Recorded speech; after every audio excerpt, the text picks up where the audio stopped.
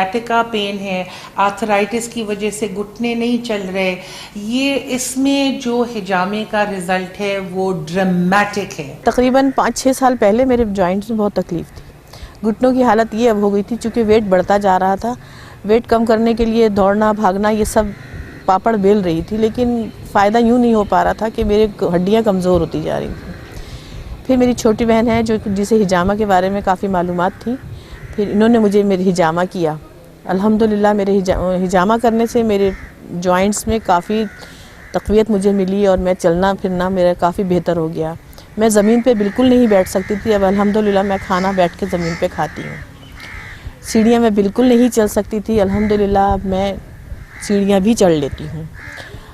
Plus یہ مجھ میں کافی توانائی سی محسوس ہونے لگی۔ لوگ دوائیوں اور گولیوں کو زیادہ ریفر کرتے ہیں، تو مجھے چونکہ حجامہ سے اتنا فائدہ ہوا ہے کہ میں سمجھتی ہوں کہ لوگ جو دوائیوں کے پیچھے بھاگتے ہیں وہ اپنے ویسٹ آف منی بھی ہیں اور ویسٹ آف ٹائم بھی ہے۔ تو بجائے دوائیوں کے، چونکہ میں نے خود اپنے اوپر حجامہ آزمایا ہے اور مجھے کافی ریلیف ملا ہے اس حجامے کے توسط سے، چونکہ میرے گھٹنوں میں درد تھا، میں چل نہیں سکتی تھی، مجھے بہت سی تکلیفیں تھیں، اور حجامہ صرف ایک بیماری کے نظریے سے میں نے کیا ہے، اور مجھے جو افادیت ملی ہے، جو مجھے فائدہ ہوا ہے، وہ مجھے کئی بیماریوں کو محسوس ہوا ہے۔ گھٹیا اور عرق النساء میں مفید ہے۔ جسم کے کسی حصے میں درد ہو تو اس جگہ لگانے سے فائدہ ہوتا ہے۔ بہت زیادہ میرے سر میں درد رہنے لگا تھا، اور میرا جو ہے نا وہ بلڈ جب جو ہے نا وہ زمین پہ میں پاؤں رکھتی تھی تو مطلب مجھے کرنٹ سا محسوس ہوتا تھا، میرا ہاضمہ بھی خراب ہو گیا تھا، خارش کا بھی میرا بہت مسئلہ تھا۔ حکمت سے مجھے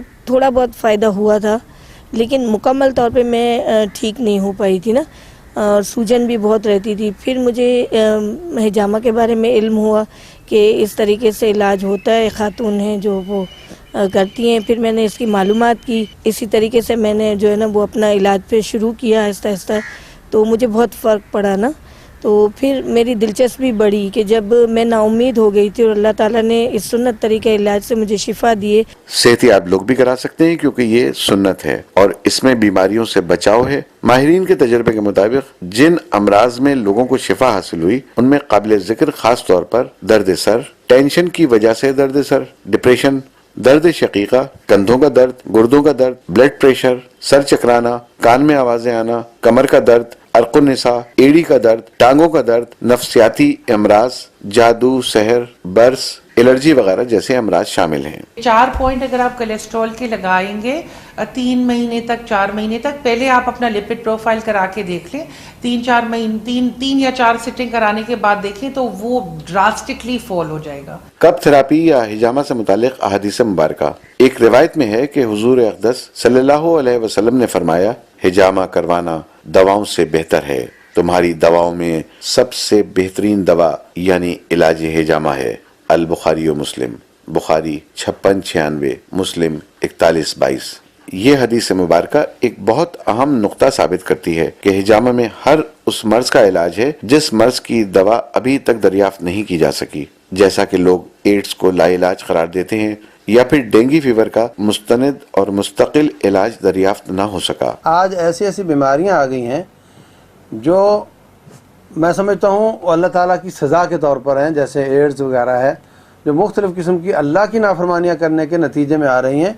ان سے توبہ کرنی چاہیے، باز آ جانا چاہیے، اور اس کے بعد اگر یہ طریقے علاج اپنائے جائیں تو کبھی امید ہے کہ اللہ تعالیٰ ان کو ضرور شفا دے گا، کیونکہ رسول اللہ صلی اللہ علیہ وسلم نے فرمایا، ما انزل اللہ من داء الا انزل له شفاء، اللہ نے کوئی بھی بیماری پیدا نہیں کی جس کی شفا پیدا نہ کی ہو۔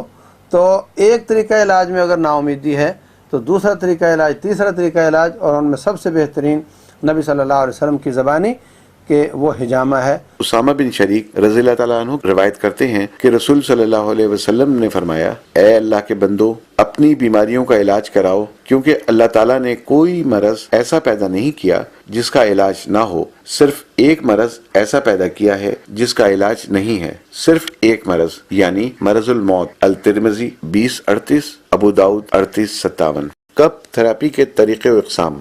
حجامہ عموماً 3 طریقوں سے کیا جاتا ہے۔ نمبر 1 جوک لگوانا، نمبر 2 بذریعہ آگ یعنی فائر کپنگ، اور نمبر 3 کپ تھراپی. اب کپ تھراپی کی بھی مختلف اقسام ہیں، جس میں خشک ہجامہ یا ڈرائی کپنگ. اس میں جسم کے مختلف جگہوں پر جہاں درد ہو وہاں پر بغیر کسی کٹ کے ہجامہ کیا جاتا ہے. دوسری قسم میں مساج الہجامہ، میسج اینڈ موونگ کپنگ. اس میں مریض کے جسم پر زیتون کا تیل لگا کر کپ کے ذریعے مختلف جگہوں پر بغیر کسی کٹ کے مساج کیا جاتا ہے. ان دونوں قسموں میں کسی وقت یا دن کی قید نہیں ہے. ان دونوں قسموں سے بیماریوں میں عارضی فائدہ پہنچتا ہے اور یہ دونوں قسمیں سنت میں شامل نہیں ہیں. تیسری قسم جو کہ سنت رسول صلی اللہ علیہ وآلہ وسلم ہے وہ ہے بلڈ کپنگ. اس ہجامہ میں جسم کے مختلف جگہوں اور حصوں پر جہاں ضرورت ہو بلیڈ کے ذریعے کٹ لگا کر فاسد خون نکالا جاتا ہے. اس میں ہر بیماری کا علاج ہے. یہ کسی ماہر تھراپسٹ یا ڈاکٹر سے لگوانا چاہیے جس نے باقاعدہ اسے سیکھا ہو اور پریکٹس کسی ماہر استاد کی زیر نگرانی کی ہو.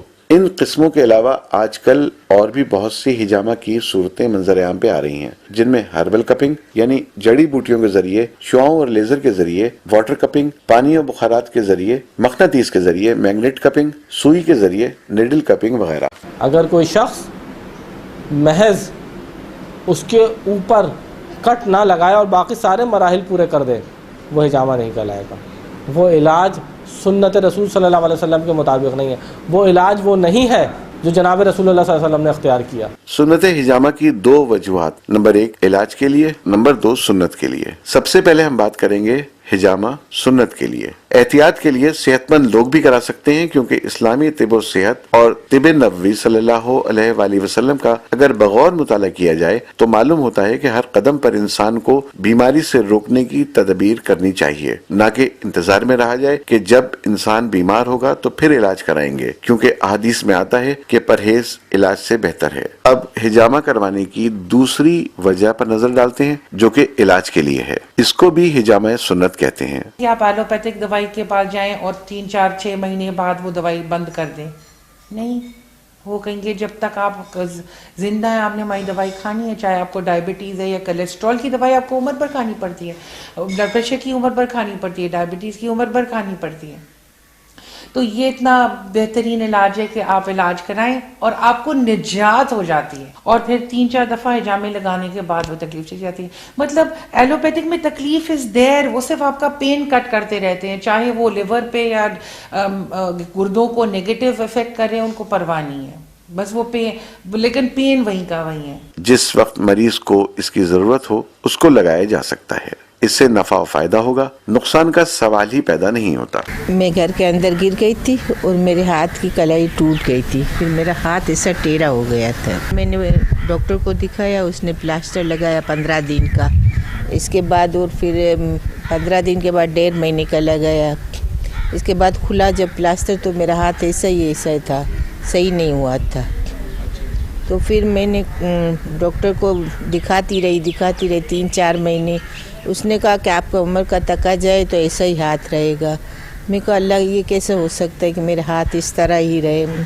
پھر میں اس کے جڑے کے پاس گئی، اس سے کرایا، ہومیوپیتھک کا علاج کرایا، کسی سے مجھے صحیح نہیں ہوا. پھر مجھے یہ ہوا کہ کسی نے کہا کہ آپ یہ ہجامہ کے ذریعے کرائیں نا، تو میں اللہ کے حکم سے سنت طریقہ علاج کرائی. تو میرے ہاتھ 1 مہینے میں تھوڑا سا اس طرح ہوا، پھر دوسرے مہینے میں صحیح ہوا، تیسرے مہینے میں اللہ کے کرم سے میں نے اس ہاتھ سے آٹا بھی گوندا، سب کام اسی ہاتھ سے میں نے کیا. اور اللہ کا کرم ہے کہ ابھی تک میرے ہاتھ میں کوئی درد نہیں ہے اور میرا ہاتھ سیدھا ہو گیا ہے. اس میں ہم لوگوں کو عام طور پہ یہ کہتے ہیں کہ آپ دیکھیں اپنا جو آپ کے پاس ٹیسٹ رپورٹس ہیں ان کو آپ محفوظ رکھیں. 1 مہینے 2 مہینے اپنے آپ ہجامہ کروائیں. جب اس کے بعد آپ سمجھتے ہیں کہ ہاں اب آپ کی طبیعت میں کچھ بہتری آ رہی ہے، پھر آپ اپنی دوبارہ رپورٹس کروا کے اور اس کو ڈاکومنٹ کے طور پر آپ محفوظ رکھ سکتے ہیں کہ ہجامہ سے پہلے میرے کیا مسئلے مسائل تھے یا میری رپورٹس کس طرح کی تھیں اور اب ہجامہ کے بعد میری رپورٹس کیا آئی ہیں. احرام کی حالت میں نبی نے ہجامہ کروایا. علاج کے موقع پر اگر ضرورت ہو تو اس وقت ایمرجنسی کے طریقے اختیار کیے جائیں، یعنی فوراً ہجامہ لگوائیں. 1976 میں میرا ایکسیڈنٹ ہو گیا تھا، اس کے نتیجے میں میرے دونوں ہاتھ ٹوٹ گئے تھے. لیٹ 80s میں پھر میرا کار ایکسیڈنٹ ہوا جس میں میرا نیک اینڈ بیک ہرنیٹڈ ڈسک ہو گئی، اور اس کے نتیجے میں میرے ہاتھ میں نمنس ہونے شروع ہو گئی اور کمزور ہونے شروع ہو گئے. یہ آپ دونوں ہاتھوں میں دیکھ سکتے ہیں کہ یہاں پر گیپ نہیں ہے، یہ دبتا گیا اور اتنا کمزور ہوتا گیا کہ میری انگلی اور یہ میرا انگوٹھا بالکل کام کرنا تقریباً چھوڑ چکے تھے، جس کی وجہ سے میں اپنے ناخن بھی نہیں کاٹ سکتا تھا. سرجری کے لیے ڈاکٹر نے کہا، لیکن انہوں نے کہا کہ اس میں کوئی گارنٹی آپ کو نہیں دیتا کہ آپ کا ہاتھ سرجری سے بھی ٹھیک ہو جائے گا. اس کے لیے میں نے ہجامہ کرانا شروع کیا. انہوں نے مجھے 4 ڈفرینٹ پوائنٹس پہ کپس لگائے اور اس سے الحمدللہ مجھے اتنا افاقہ ہوا کہ میری انگلیوں میں مومنٹ آ گئی.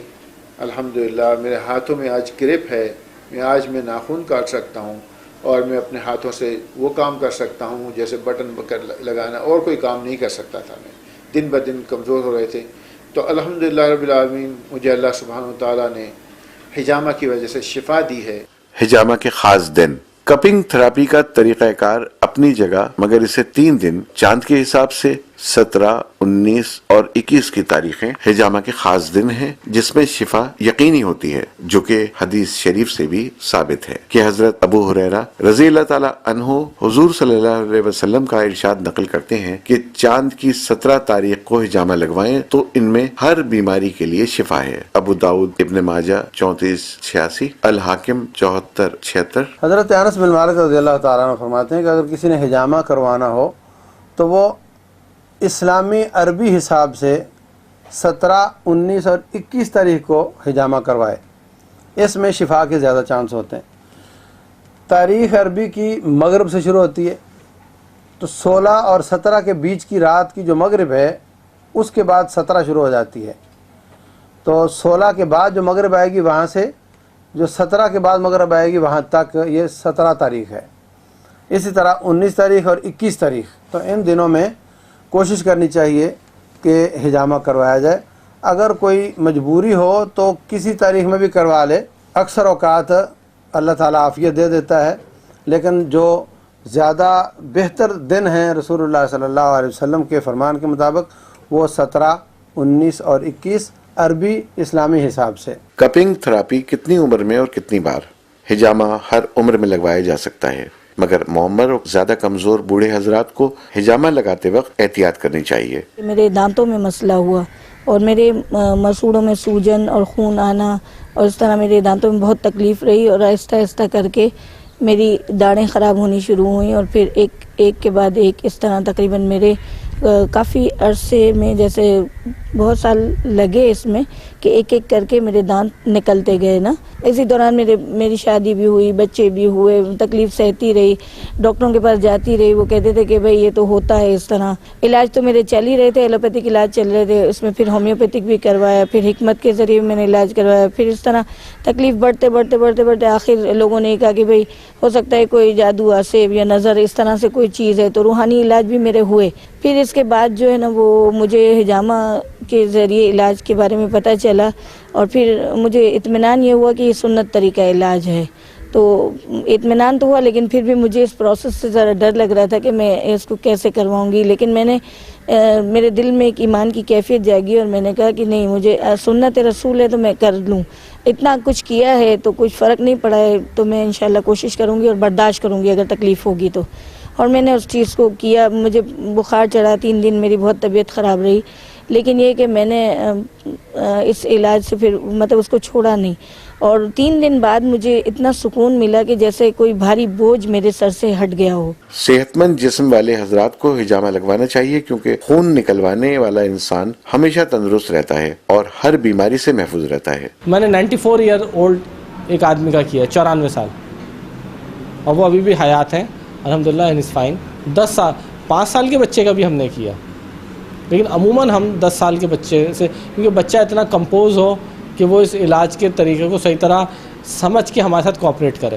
اگر مریض ایک بار ہجامہ سے ٹھیک نہ ہو تو 3 سے 7 دفعہ ہجامہ کرانا چاہیے. 3-4 سال پہلے میرے گردے میں درد اٹھا، تو ڈاکٹروں کے پاس گئے، میرے پیروں میں سوجن تھی. انہوں نے کہا آپ پورا ارینج کر لیں، خون کا بھی کر لیں، گردے کا بھی کر لیں، آپ کی بائپسی ہوگی اور آپ کو اسی حالت میں آپ کا گردہ دوسرا بدلی ہوگا. تو پھر ہے نا بہن کو ساتھ لے گئی. اس نے کہا مجھے کچھ نہیں کرانا، آپریشن یا نہ بائپسی کرانی ہے، نہ مجھے ہاسپٹل سے اسی طرح ڈاکٹر کو ایک کو دکھائے، چھوٹی ڈاکٹر، بڑے ڈاکٹر کے پاس جانے ہی نہیں دیا. اس نے مجھے لے کے گھر آ گئے. اسی دن انہوں نے میرا ہجامہ کیا. 21 पॉइंट मुझे लगाए इन्होंने दिन में, वक्फे से खिलाती थी, फिर सुला दें, फिर जामा करें, 8-10 पॉइंट लगाए, फिर 8-10 पॉइंट लगाए। इस तरह मैं पूरा दिन इनके पास रही, दिन और रात दोनों। इसके बाद 3 महीने मुसलसल मैंने इसी तरह कराए। इसके बाद मैंने टेस्ट सारे दोबारा करवाए तो मेरी रिपोर्टें साफ आई सब 3 महीने में। अब मेरी तबीयत भी सही है, मेरा बीपी भी हाई रहता था वो भी कम हो गया, सही हो गया। 2009 के अंदर इत्तेफाक से मुझे कैंसर डायग्नोज किया डॉक्टर्स ने। जब मेरा सीटी स्कैन हुआ तो पता चला कि कैंसर है, उसका ऑपरेशन करना पड़ेगा। फिर ऑपरेशन किया गया तो तकरीबन कोई 16 के करीब मेरे जो है वो स्टमक से ट्यूमर्स निकले, और उसकी वजह से मेरा पूरा जो स्टमक था वो भी तकरीबन जो है वो ख़राब हो चुका था। तो उसकी वजह से तकरीबन 75% मेरा मैदा जो है वो डॉक्टर्स को निकालना पड़ गया। तो उसके बाद जो है ज़ाहिर सी बात है प्रॉब्लम्स मसाइल काफ़ी शुरू हो गए थे, तबीयत ज़ाहिर सी बात है स्टमक निकलने की वजह से। फिर उसी दौरान तकरीबन जो है वो हमारे एक जानने वाले साहब ने जो है मुझे बताया कि भाई इस बीमारी के साथ साथ आप बेशक आप दवाएं लेते रहें जो भी आपके डॉक्टर्स दे रहे हैं, लेकिन अगर साथ में आप हजामा करवा के देख लें, क्योंकि सुन्नत का एक तरीका इलाज है। और कैंसर के काफ़ी सारे जो पेशेंट्स हैं वो इससे मतलब रिकवर भी हुए हैं और बहुत बेहतरी भी उनको है।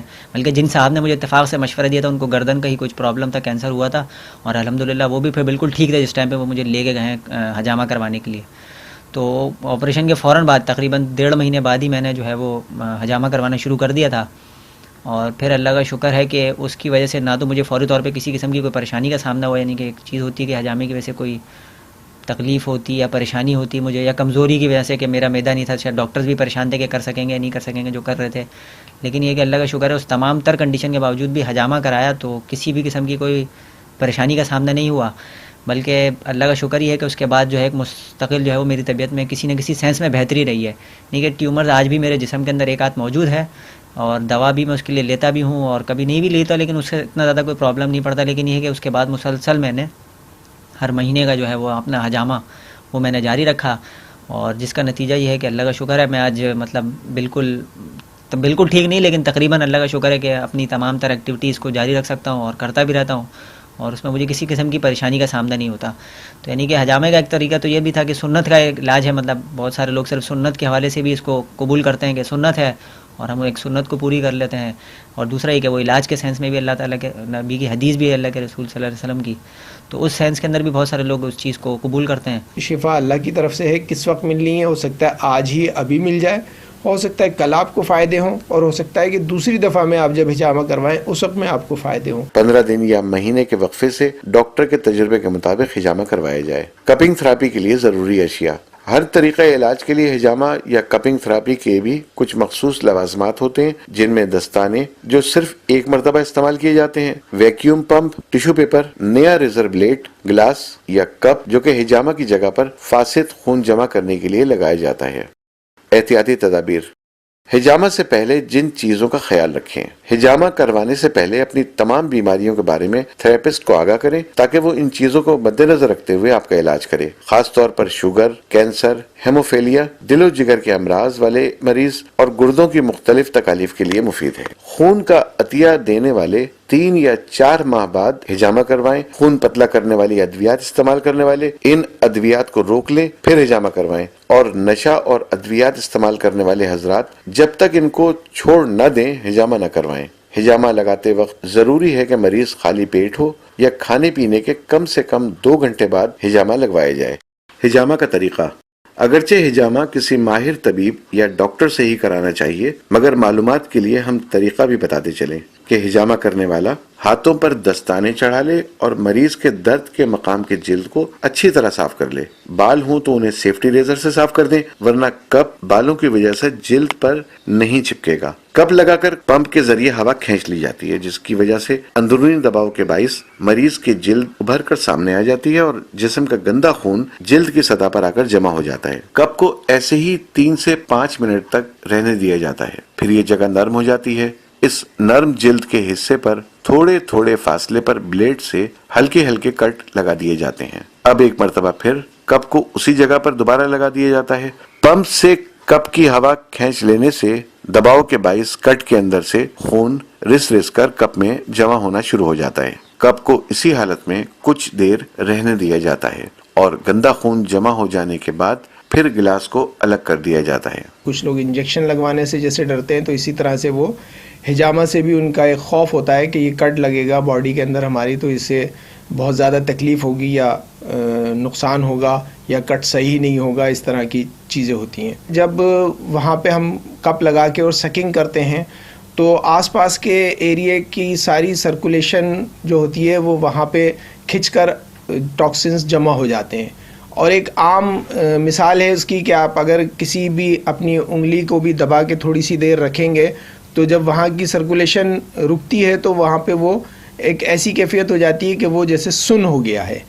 तो यही कैफियत इसमें भी होती है कि वो वहाँ पे सर्कुलेशन रुकने की वजह से और वो खिंचाव आने की वजह से वहाँ पे थोड़ी सी देर के लिए ऐसी कैफियत हो जाती है कि वो हिस्सा थोड़ा सा ऐसा हो जाता है कि वहाँ पे जब कट लगाए जाते हैं तो वो महसूस नहीं होता कि उससे कोई तकलीफ़ हुई हो या कोई चीज़ ऐसी हुई हो, और हकीकत में भी उससे तकलीफ़ नहीं होती, सिर्फ चंद सेकंड की ऐसी चुभन होती है या ऐसा लगता है कि जैसे किसी ने किसी तेज़ चीज़ से ख़ारिश की है या चींटी ने जैसे काटा है, इस तरह की मामूली सी तकलीफ़ होती है।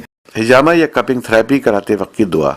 हिजामा करते और कराते वक्त आयतुल कुर्सी पढ़ा जाता है। इसकी वजह ये बताई जाती है कि हजरत अली बिन अबी तालिब रज़ियल्लाहु ताला अन्हु से रिवायत है कि रसूलुल्लाह सल्लल्लाहु अलैहि वसल्लम ने इरशाद फरमाया कि जिस शख्स ने हिजामा कराते वक्त आयतुल कुर्सी पढ़ी तो उसको हिजामा कराने का मुकम्मल फायदा हासिल होगा। इब्न कसीर। हिजामा के बाद कपिंग थेरेपी के बाद क्या करना चाहिए, ये सवाल भी अपनी जगह अहम है। इसके जवाब में रसूलुल्लाह सल्लल्लाहु अलैहि वसल्लम ने फरमाया है कि अपने मरीजों का इलाज सदक़े से करो, इसलिए मरीज या कपिंग थेरेपी कराने वाला कुछ सदका कर दे। शुक्राने और शिफा की नीयत से 2 रकअत नफिल पढ़ लें कि अल्लाह ताला ने हमें सुन्नत पर अमल करने की तौफीक नसीब फरमाई। हिजामा वाली जगह पर शहद या जैतून का तेल लगाएं